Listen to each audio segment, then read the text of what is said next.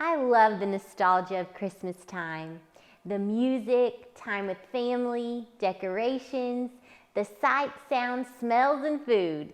It is certainly a time of celebration, but it's more than nostalgic memories.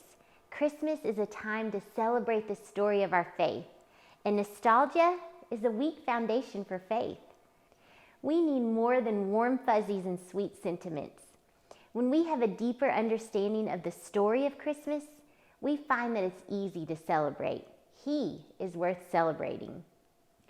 At the time of his birth, people had been living through 400 years of silence from God. He no longer spoke through prophets, no longer worked miracles. Year after year, decade after decade, generation after generation of nothing. I wonder if you can relate. And then a baby is born. He will be called Emmanuel, which means God with us. After living through generations of silence, a baby. God with skin on, God incarnate, God in the flesh. No longer God out there or God who I've only heard about, but God with us, God among us. The God who had gone radio silent was now present in the most human, imperfect circumstances. If this baby had only been born and lived here to show us what God is like, that would have been remarkable. But there's more. He called ordinary people to follow him. He taught things that infuriated the religious but comforted the broken. He healed those society told him to ignore. His message to the self-righteous, repent. His message to the unrighteous, grace. Eventually, we see the angry, religious, prideful send him to the cross, the creator of the world now crucified by his creation. Imagine if you were one of his followers, and after watching his grueling death, silence. Minutes and hours and days passed.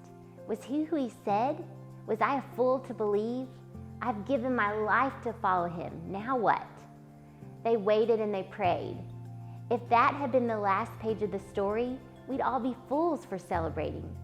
But since this darkness didn't have the last word, we can rejoice. An empty tomb, a knock on the door, a surprise meeting on the road. One by one, he appears to his friends. This God who came to his creation as a baby, grew and died, and now was alive. Alive! We later learned this death was on behalf of all who believe. Yes, it was guilt and crime and sin that caused him to go to the cross, but it wasn't his guilt and crime and sin. It was mine. It was yours. It was God's will to crush him because it was through this crushing that you and I escaped death's crushing weight.